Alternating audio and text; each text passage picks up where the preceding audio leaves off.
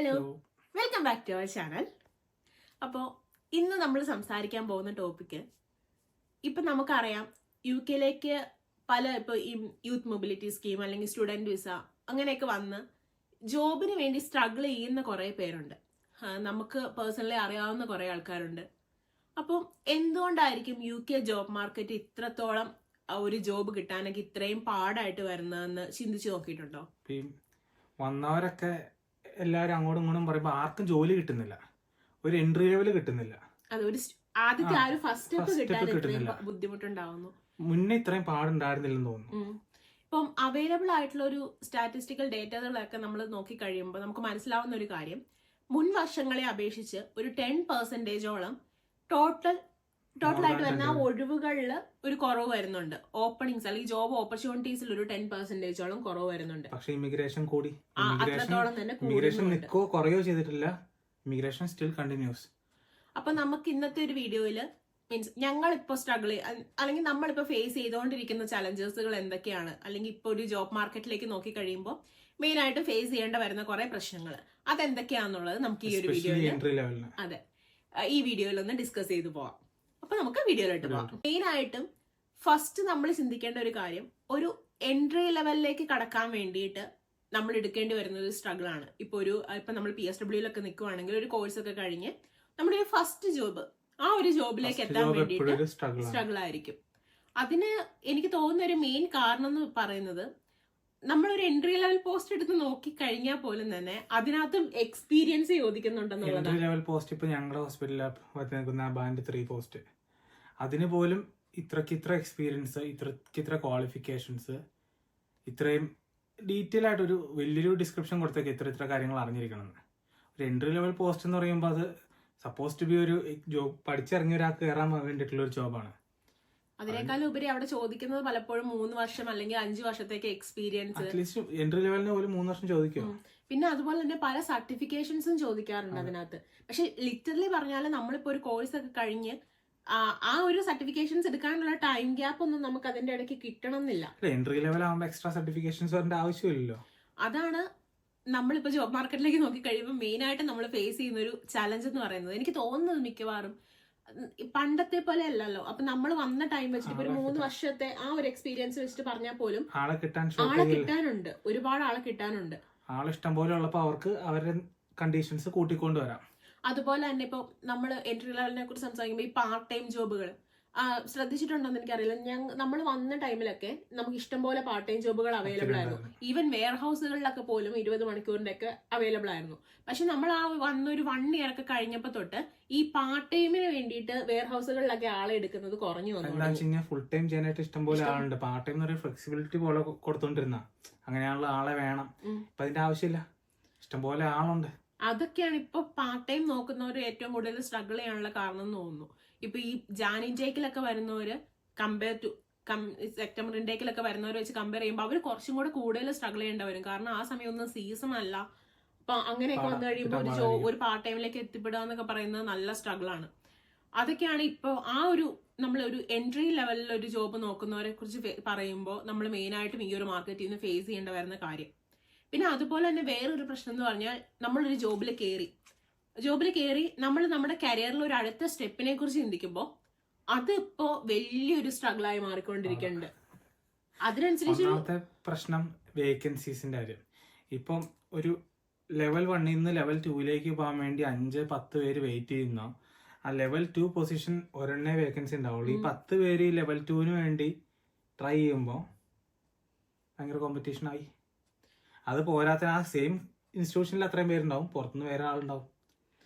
ഇപ്പം നമുക്ക് ഒരിടത്ത് കയറി കിട്ടിക്കഴിഞ്ഞു കഴിഞ്ഞാൽ അവിടെ നിന്ന് ഒരു സ്റ്റെപ്പ് എടുക്കുക എന്ന് പറയുന്നത് നമ്മളും പറയാറുണ്ട് ഇപ്പൊ ഒരു സ്ഥലത്ത് കയറിയ പെട്ടെന്ന് കയറിപ്പം. പക്ഷെ പ്രാക്ടിക്കലി ചിന്തിച്ചു കഴിയുമ്പോൾ അതിൻ്റെതായ പാടുണ്ട്, അതിൻ്റെതായ സ്ട്രെസ് ഉണ്ട്. ഇപ്പം നമ്മൾ ചിന്തിക്കും, ഓക്കെ ഒരു ഫസ്റ്റ് സ്റ്റെപ്പ് എവിടെയെങ്കിലും കിട്ടിക്കഴിഞ്ഞാൽ ആ ഒരു എക്സ്പീരിയൻസ് വെച്ച് നമുക്ക് അടുത്തൊരു ലെവലിലേക്ക് പോകാൻ പറ്റുമല്ലോ എന്ന്.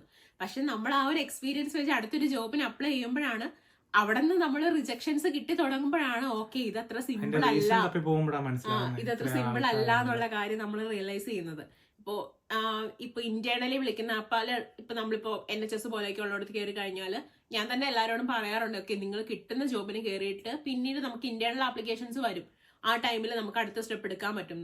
പക്ഷെ ഇപ്പോഴത്തെ ഒരു കണ്ടീഷൻ എന്താന്ന് വെച്ചാൽ ഈ ഇന്റേണൽ ആപ്ലിക്കേഷൻ നമ്മൾ അപ്ലൈ ചെയ്യുമ്പോൾ കൂടി നമുക്ക് റിജക്ഷൻസ് വന്നുകൊണ്ടിരിക്കുക. വേറെ കാര്യമുണ്ട്, ഇപ്പൊ ശ്രദ്ധിച്ചറിയാം NHS വേക്കൻസീസിന്റെ എണ്ണം കാണുന്നുണ്ട്.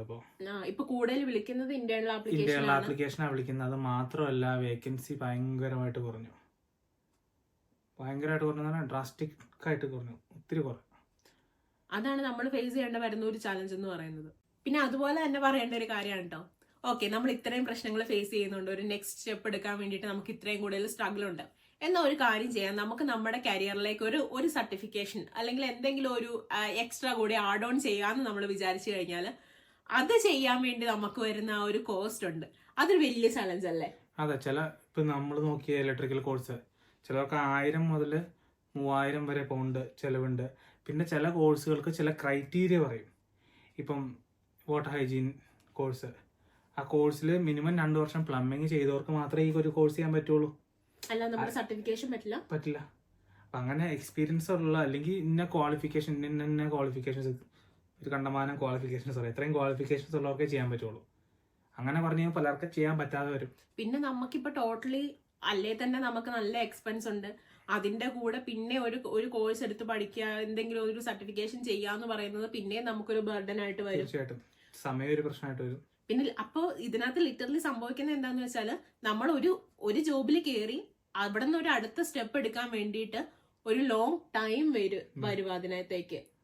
അതൊരു വലിയ ഇഷ്യൂ ആയിട്ട് വരുന്നുണ്ട്. പ്രത്യേകിച്ച് നമ്മളെ പോലെയൊക്കെ ഉള്ളവർക്ക് എന്താ പറയാ, വന്നു കഴിഞ്ഞിട്ട് എന്തെങ്കിലും ഒരു നല്ല പൊസിഷനിലേക്ക് എത്തിയിട്ട് വേണോ ഒന്ന് വിസ അങ്ങനെയൊക്കെ ചിന്തിച്ചു കഴിയുമ്പോൾ സ്റ്റഡീസ് പറയുന്നത് സാധാരണ ഒരു വൈറ്റ് ആപ്ലിക്കന്റിനെ കമ്പയർ ചെയ്യുമ്പോൾ നമുക്ക് 60% ആപ്ലിക്കേഷൻ കൂടുതലുണ്ട് ഒരു ജോബ് കിട്ടാന്ന് പറയുന്നത്. അപ്പൊ അതിന്റെ കൂടെ ഇങ്ങനെയൊക്കെ കാര്യങ്ങളും കൂടെ വന്നു കഴിയുമ്പോൾ നമ്മുടെ ആ ഒരു പ്രോസസ്സ് കുറച്ചും കൂടെ ലെങ്തി ആയി പോകും, സമയമെടുക്കും. പിന്നെ അതുപോലെ വരുന്ന ഒരു പ്രശ്നം ഈ നമ്പർ ഓഫ് ആപ്ലിക്കേഷൻസ് ഒരു ജോബിന് വേണ്ടിയിട്ട് വരുന്ന. ഇപ്പൊ ഇൻഡീഡിലൊക്കെ ചെയ്യുമ്പോൾ അപ്ലൈ ചെയ്യുമ്പോൾ അറിയാം, അല്ലെങ്കിൽ ലിങ്ക്ഡിനിലൊക്കെ ചെയ്യുമ്പോൾ അറിയാം, ഏതാണ്ട് ഒരു വേക്കൻസിക്ക് 1000 ചില്ലാൻ ആപ്ലിക്കേഷൻസ് പോകും. അതിന്റെ അകത്തുനിന്ന് ആകെ ഒരു 2% താഴെ പേരെ അവർ ഇന്റർവ്യൂവിന് എടുക്കുള്ളൂ. ഇൻഡീഡിലല്ലേ നമ്മളിങ്ങനെ അപ്ലൈ ചെയ്യുമ്പോൾ അതില് ജോബ് കാണിക്കും, ഇഷ്ടംപോലെ 1000 ജോബ് കാണിക്കും. പക്ഷെ ഇതിനൊക്കെ ഈ പറഞ്ഞ പോലെ ഒത്തിരി പേര് അപ്ലൈ ചെയ്തിട്ടുണ്ടാവും. അപ്പൊ ഇതിന്റെ അകത്ത് ഒരു 2% പേർക്ക് മാത്രം ഇന്ത്യയിലൊക്കെ അപ്ലൈ ചെയ്താൽ അറിയാം. ഞാനൊക്കെ ചെയ്തുകൊണ്ടിരുന്ന പറയും 100-150 ആപ്ലിക്കേഷൻ ഇടുമ്പോൾ ചിലപ്പോൾ ഒരെണ്ണത്തിന് ഇന്റർവ്യൂ വിളിച്ചാലായി. അത് ഈ പറഞ്ഞ പോലെ ഒരു ചടങ്ങ് പോലെ ഒരു ഇന്റർവ്യൂ നടത്തി വിടും. ചിലപ്പോ ഇന്റർവ്യൂ കിട്ടിയാൽ തന്നെ എത്ര സ്റ്റെപ്പാ, ഒരു HR, ഒരു മാനേജർ, പിന്നെ ഒരു ടെക്നിക്കല്, പിന്നെ അടുത്ത റൗണ്ട് അഡീഷണൽ പ്രാക്ടിക്കൽ, അങ്ങനെയൊക്കെ പറഞ്ഞുകൊണ്ട് വരുമ്പോ അവസാന റൗണ്ടിൽ പോകും എന്നൊക്കെ പറഞ്ഞാലും. പിന്നെ ഒരു കാര്യം എന്ന് വെച്ചാൽ ഇപ്പൊ അല്ല മുന്നേ ഉണ്ട്, ഇപ്പൊ കൂടുതലായിട്ട് കണ്ടുവരുന്ന ഒരു പ്രവണതയാണ് ഇപ്പം ട്രയൽ. മുന്നേ എന്ന് പറഞ്ഞാൽ പല സ്ഥലത്തും ട്രെയിനിങ്, പെയ്ഡ് ട്രെയിനിങ്ങും കാര്യങ്ങളും തന്നുകൊണ്ടിരുന്നു. ശേഷമായിരുന്നു. ഇപ്പൊ പല സ്ഥലത്തും പ്രൈവറ്റ് ഫേംസിൽ പെയ്ഡ് ട്രെയിനിങ് ഇല്ല, ട്രെയിനിങ് നമ്മളല്ലാണ്ട് ചെയ്യണം, അൺപെയ്ഡ് ആയിട്ട് ചെയ്യണം. അതുപോലെ ഈ ചെറിയ പരിപാടികൾക്ക് ഇപ്പൊ കടകളില് അല്ലെങ്കിൽ ട്രയല് പണ്ടൊക്കെ എന്ന് പറഞ്ഞാൽ 1 മണിക്കൂർ 2 മണിക്കൂർ, ഇപ്പൊ ഒക്കെ ചിലപ്പോൾ ഹാഫ് ഡേ ഒക്കെ ട്രയൽ കൊടുക്കും. ഇപ്പൊ നമ്മള് എന്നിട്ട് അവര് പറയും 2 വീക്സിൽ അറിയിക്കാന്ന് പറയും. ഈ 2 വീക്സിന് ഇവർക്ക് ഡെയിലി ഓരോരുത്തർ ട്രയൽ കിട്ടും. അപ്പൊ എന്തായി, ഹാഫ് ഡേ വെച്ച് ഇത്രയും പേരെ വർക്ക് ഫ്രീ ആയിട്ട് കിട്ടിയ അവർക്ക് എന്താ കുഴപ്പം? നമ്മളവിടെ ചെണ്ട വർക്ക് നമ്മളപ്പോ ആ സമയത്ത് നമ്മൾ കുറച്ചും കൂടെ ആത്മാർത്ഥത കൂടുതൽ കാണിക്കുമല്ലോ. കാരണം നമ്മളെങ്ങനെയും റിക്രൂട്ട് ചെയ്യാൻ വേണ്ടിട്ട് നമ്മളവിടെ പട്ടിപ്പണി എടുക്കാനും നമ്മൾ തയ്യാറാവുമല്ലോ. അവർക്ക് ഫ്രീ ലേബർ അത് ശരിയാ, അത് ഞാനും കണ്ടിട്ടുണ്ട്, ഞാനും പോയിട്ടുണ്ട് ഒരു തവണ ഹാഫ് ഡേ. ഇപ്പൊ റീസെന്റ് ആയിട്ട് അത് കൂടുതലാ. അതും ഏറ്റവും കൂടുതൽ അതിന് വിക്ടിം ആവുന്നതെന്ന് പറഞ്ഞു കഴിഞ്ഞാൽ പാർട്ട് ടൈം ജോബ് തപ്പുന്നവരായിരിക്കും. ഞാനും എന്റെ ആ ഒരു ടൈം പീരീഡിലാണ് പോയത്. പിന്നെ അതുപോലെ ഒരു കാര്യം ഉണ്ടോ, താൻ ശ്രദ്ധിച്ചിട്ടുണ്ടോ, മീൻസ് ഈ UK ജോബ് മാർക്കറ്റ് എന്ന് പറയുന്നത് ഒരു ഹ്യൂമൻ ഓറിയന്റഡ് അല്ലെങ്കിൽ ഹ്യൂമൻ കൺട്രോൾഡ് മാർക്കറ്റ് അല്ലല്ലോ. കൂടുതലും മിഷൻ മീൻസ് ആപ്ലിക്കേഷൻസ് ഒക്കെ ആണെങ്കിലും സോർട്ട് ചെയ്യപ്പെടുന്നത് കൂടുതലും അങ്ങനെ നമ്മള് ഇപ്പൊ ഒരു റെസ്യൂമേ അല്ലെങ്കിൽ നമ്മളൊരു ആപ്ലിക്കേഷൻ ഇടുമ്പോൾ നമ്മൾ ആ കീവേഡുകൾ എത്രത്തോളം മാച്ച് ചെയ്യുന്നുണ്ട് എന്നതിനെ ഡിപ്പെൻഡ് ചെയ്തുകൊണ്ട് മാത്രമായിരിക്കുമല്ലോ നമ്മൾ ഈ പറഞ്ഞ പോലെ എത്ര NVQ അതൊക്കെ അത് എഴുതിയില്ല, നമ്മൾ അതിന്റെ മുകളിലേക്ക് എന്ത് എഴുതിയിട്ടും കഥയില്ല. ആ കീവേഡുകൾ കീവേഡ് ഇല്ലാണ്ട് വരുമ്പോ മാത്രമാണ്. നമ്മൾ ക്വാളിഫൈഡ് ആണ്, നമുക്ക് ഇത്ര എക്സ്പീരിയൻസ് ഉണ്ട്, നമ്മൾ അതിന് ആപ്റ്റ് ആയിട്ടുള്ള കാൻഡിഡേറ്റ് ആണെങ്കിൽ പോലും കിട്ടാണ്ട് വരും. അത് അപ്പൊ അവിടുത്തെ പ്രശ്നം എന്താ വെച്ചാല്, ഇപ്പൊ എനിക്ക് ഈ പണി എങ്ങനെ ചെയ്യേണ്ടത് നന്നായിട്ട് അറിയായിരിക്കും, എനിക്ക് നല്ല എക്സ്പീരിയൻസ് ഉണ്ടായിരിക്കും, പക്ഷെ ഈ ആപ്ലിക്കേഷൻ ഇടുന്ന കാര്യത്തിൽ ഞാൻ ഫെയിൽ ആണെന്നുണ്ടെങ്കിൽ, എനിക്ക് അത് ചെയ്യാൻ അറിയില്ലെന്നുണ്ടെങ്കിൽ ഞാൻ ഒരിടത്തും പ്ലേസ് ആവാൻ പോകുന്നില്ല. അതൊരു വലിയ പ്രശ്നമല്ലേ? ഒരു സിമ്പതറ്റിക് അപ്രോച്ച് ഒന്നും ഇവിടെ വരുന്നില്ലല്ലോ. എന്നാ ഒരു ചാൻസ് കൊടുത്ത് നോക്കാം, ആ ഒരു ഇതൊന്നും വരുന്നില്ല. ഇപ്പൊ ഓട്ടോമാറ്റിക് ഇപ്പോ 1000 ആപ്ലിക്കേഷൻസ് കിട്ടുന്നു, അതിനകത്തുനിന്ന് കുറെ എണ്ണം ടോപ്പിൽ വരുന്ന കുറച്ചെണ്ണം മാത്രം സെലക്ട് ചെയ്ത് ബാക്കിയെല്ലാം ഓട്ടോമാറ്റിക്കലി റിജക്ഷൻ മെയിലുകൾ വരുന്നു ഉള്ളത് മാത്രമല്ലേ ഉള്ളൂ. അതൊരു വലിയ സ്ട്രഗിൾ ആയിട്ട് എനിക്ക് ഫീൽ ചെയ്തിട്ടുണ്ട്. കാരണം ആ ഒരു ഒറ്റ കഴിവിന്, എന്റെ ആപ്ലിക്കേഷൻ ഉണ്ടാവാനുള്ള കഴിവിനെ മാത്രം ഡിപ്പെൻഡ് ചെയ്തുകൊണ്ടല്ല എന്റെ ഫ്യൂച്ചർ അവിടെ ഇരിക്കുന്നത്. ഇപ്പൊ NHS നോക്കി അറിയാം, പലയിടത്തും പലരും ഒരു കഴിവില്ലാത്തവര് കയറിയിരിക്കുന്നുണ്ട്. പിന്നൊരു കാര്യമുണ്ട്, ഇത് ആപ്ലിക്കേഷൻ ഇതെന്ന് പറയുന്നത് ഇവിടുത്തെ മാത്രം പ്രശ്നമല്ല, ഇനി ഇങ്ങോട്ട് ഫ്യൂച്ചറിലോട്ട് ഇതാണ് ലോകം, ഇതാണ് ജോബ് മാർക്കറ്റ് അപ്ഡേറ്റ് ആവാന്നുള്ളതേ ഉള്ളൂ. പക്ഷെ നമ്മൾ ആ ഒരു കഴിവ് നമുക്ക് ഇല്ലെന്നുണ്ടെങ്കിൽ അവിടെ തീർന്നു. അതൊരു വലിയ പ്രശ്നമായിട്ട് എനിക്ക് ഫീൽ ചെയ്യാറുണ്ട്. പിന്നെ തോന്നുന്ന ഒരു കാര്യം എന്ന് പറഞ്ഞാല്, ഈ എന്താ പറയുന്നത്, ഇമിഗ്രേഷൻ ഇത്രയ്ക്ക് കൂടി വരുന്നത് കൊണ്ട് ഇവിടെ ലിറ്ററലി പറഞ്ഞ UK ജോബ് മാർക്കറ്റിൽ ഞാൻ വായിച്ചെടുത്തോളം, എനിക്ക് മനസ്സിലായിടത്തോളം ഇവിടെ വേക്കൻസീസ് ഉണ്ടോ, ഒത്തിരി വേക്കൻസീസ് ഉണ്ട്. പക്ഷെ അതെല്ലാം നമുക്കൊരു ഫ്യൂച്ചറിലേക്ക് ഒരു ഗ്രോത്ത് കിട്ടാത്ത പല ഏരിയകളിലുമാണ്. ഇപ്പൊ ഞാൻ പറയാം, ഇപ്പൊ വെയർ ഹൗസുകളിൽ ഒരുപാട് ഇതുണ്ട്, വെയർ ഹൗസിലുണ്ട്, റീറ്റെയിലിൽ കുറെ വേക്കൻസി വരും. പക്ഷെ എന്താ പ്രശ്നം വെച്ചാൽ അവിടെ നിന്നുകൊണ്ട് നമുക്കൊരു പ്രയോജനം ഇല്ല. ചെയ്യാം ഒരു പരിധി വരെ പക്ഷെ അതുകൊണ്ട് നമുക്ക് കരിയറിലേക്കോ അല്ലെങ്കിൽ നമുക്ക് ഒരു ബെനിഫിറ്റ് ഇല്ല. നെക്സ്റ്റ് ഒരു സ്റ്റെപ്പ് എടുക്കാൻ, നമ്മൾ നേരത്തെ പറഞ്ഞ പോലെ നെക്സ്റ്റ് സ്റ്റെപ്പ് എടുക്കാൻ പറ്റുമോ എന്നുള്ളത് ഒരു വലിയ പ്രശ്നം. 50 വെയർ ഹൗസിൽ ഒരു 50 സ്റ്റാഫിന് ഒരു സൂപ്പർവൈസറേ ഉള്ളൂ. ഈ 50 പേര് ഈ പറഞ്ഞ സൂപ്പർവൈസറിനെ അപ്ലൈ ചെയ്യാനുണ്ടാവും, അല്ലെങ്കിൽ അവിടെ നിന്ന് പുറത്തുനിന്ന് വേറെ ആളുണ്ടാവും. എങ്ങനെ അവിടെയും വേക്കൻസി വരാനില്ല, ആള് പോയാലേ വേക്കൻസി വരുള്ളൂ. അങ്ങനെ സിറ്റുവേഷൻ വരും. പിന്നെ എനിക്ക് ഇവിടെ വന്ന് ഇതിനെ കുറിച്ചൊക്കെ സീരിയസ് ആയിട്ട് മനസ്സിലാക്കാൻ തുടങ്ങിയ പിന്നെ എനിക്ക് ഫീൽ ചെയ്തിട്ടുള്ളൊരു കാര്യമാണ്, കുറെ ഫേക്ക് ആയിട്ട് കുറെ ഇമേജുകൾ ക്രിയേറ്റ് ചെയ്യപ്പെടുന്നുണ്ട്. പ്ലെന്റി ഓഫ് വേക്കൻസീസ് ഉണ്ട്, അതുണ്ട് ഇതുണ്ട് എന്നൊക്കെ പറഞ്ഞുകൊണ്ട്. പക്ഷെ റിയാലിറ്റി അതായിരിക്കില്ല. അങ്ങനെ ഒരു പ്രശ്നം എനിക്ക് ഫേസ് അത് ഇവിടുത്തെ പൊളിറ്റിക്സ് ആണ്. നമുക്കതിനെ കുറിച്ച് സംസാരിക്കാൻ അതൊക്കെയാണ് എനിക്ക് തോന്നിയിട്ടുള്ള ഒരു കാര്യം. ഈ പറഞ്ഞ പോലെ ലോസ്, ഒരു അൺസർട്ടൈനിറ്റി എപ്പോഴും നമുക്ക് ഫീൽ ചെയ്യുന്ന ഒരു കണ്ടീഷൻ, നമുക്കൊന്നും ഉറപ്പിച്ച് പറയാൻ പറ്റാത്തൊരു സിറ്റുവേഷൻ. എപ്പോഴെന്ത് നിയമമാണ് കഴിഞ്ഞ ഒരു മാസം മുന്നേ വരെ 5 വർഷം ആകുമ്പോ ഇവിടെ PR കിട്ടും പറഞ്ഞോണ്ടിരുന്ന ഇപ്പൊ നേഴ്സസ് ആയാലും ഇപ്പൊ ഇവിടെ സ്റ്റേ ചെയ്യാം, ഇവിടെ നിക്കാം എന്നൊരു കൺസെപ്റ്റിൽ ഇരുന്നവര് പലരും ഇപ്പൊ ഇവിടുന്ന് മൂവ് ചെയ്യാന്നൊരു കൺസെപ്റ്റ് എന്താണെന്നറിയില്ല, ലോ വരട്ടെ എന്നുള്ളൊരു കണ്ടീഷനിലേക്ക്, നിയമം വന്നു കഴിയുമ്പോ നോക്കാന്നുള്ളതിലേക്ക് വന്നു. എനിക്ക് തോന്നുന്നു അതുകൊണ്ടൊക്കെ തന്നെ ആയിരിക്കും ഒരുപാട് സ്കിൽഡ് വർക്കേഴ്സ് ഇവിടെ നിന്ന് മൂവ് ചെയ്യാനായിട്ട് നോക്കിക്കൊണ്ടിരിക്കുന്നതും. പക്ഷെ ഏറ്റവും വലിയൊരു പ്രശ്നം, ഇപ്പം സ്കിൽഡ് വർക്കേഴ്സ് മൂവ് ചെയ്യുന്നുണ്ട്, പക്ഷെ ഈ വേക്കൻസീസ് ഒക്കെ എത്രത്തോളം ഫില്ല് ചെയ്യപ്പെടുന്നുണ്ട് തിരിച്ചെന്നുള്ളത് ഒരു ക്വസ്റ്റ്യൻ അല്ലേ? എനിക്ക് അങ്ങനെ തോന്നിയിട്ടുണ്ട്. കാരണം എന്റെ എക്സ്പീരിയൻസ് വെച്ചിട്ട് നമുക്ക് പോണവര് പോയി എന്നല്ലാണ്ട് പിന്നെ അതിന്റെ അകത്ത് വേക്കൻസി ഫില്ല് ചെയ്യലില്ല, നടക്കുന്നില്ല.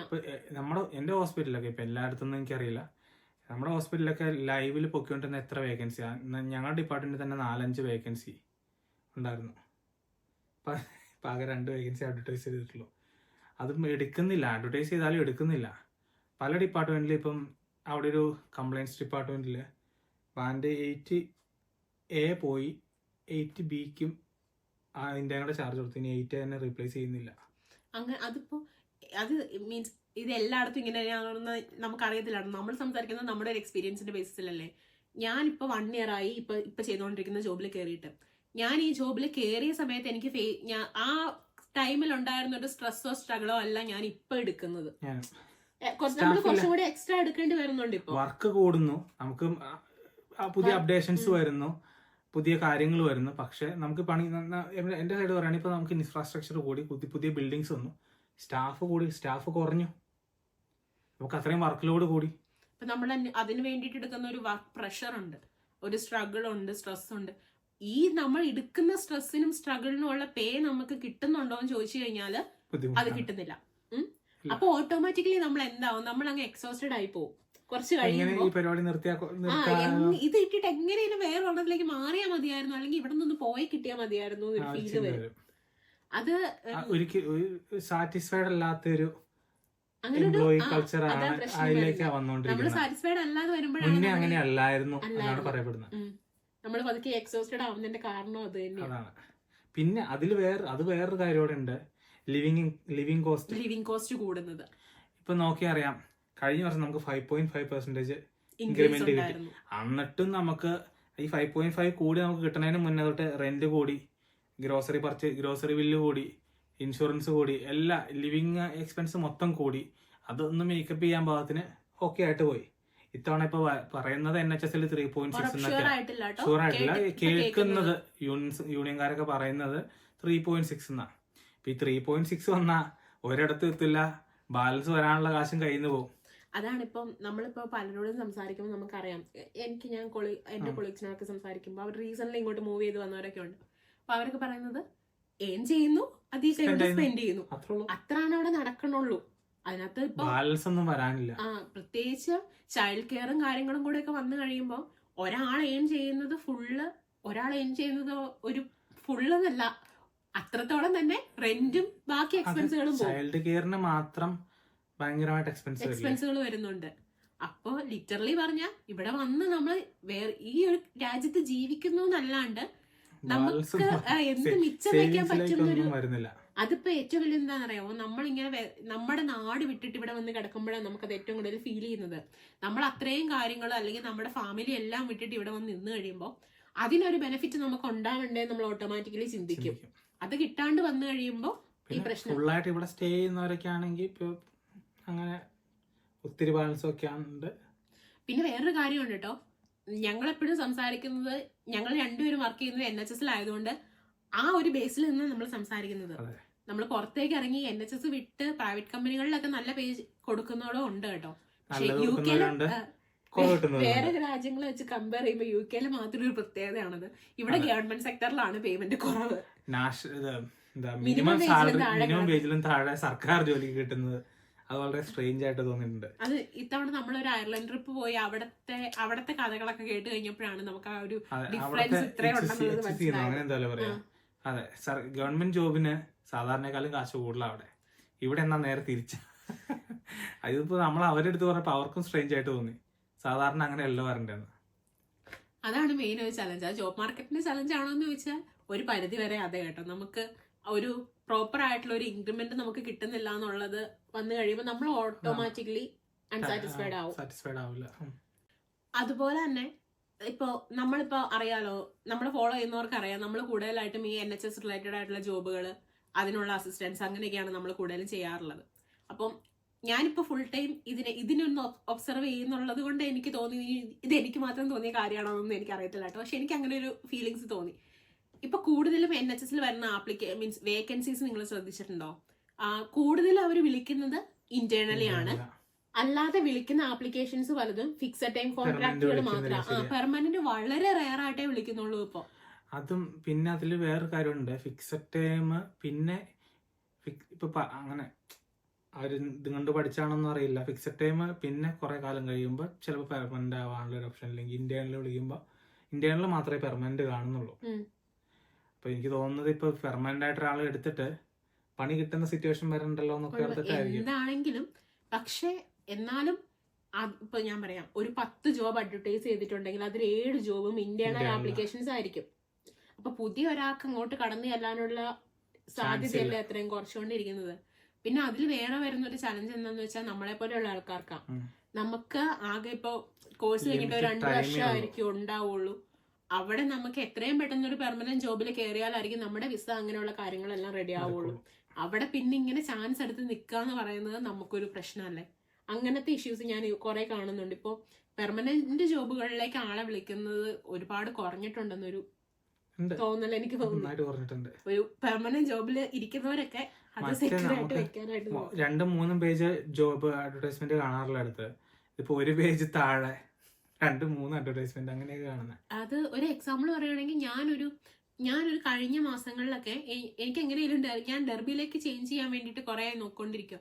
അപ്പം ഡെർബിയിലേക്ക് അഡ്മിനിസ്ട്രേറ്റീവ് റിലേറ്റഡ് ആയിട്ടുള്ള ജോബ് നോക്കുമ്പോ ഇല്ല, ഇല്ല. ആകെ 3 ജോബാണ് കഴിഞ്ഞ മാസം ഞാൻ അതിനകത്ത് കണ്ടത്.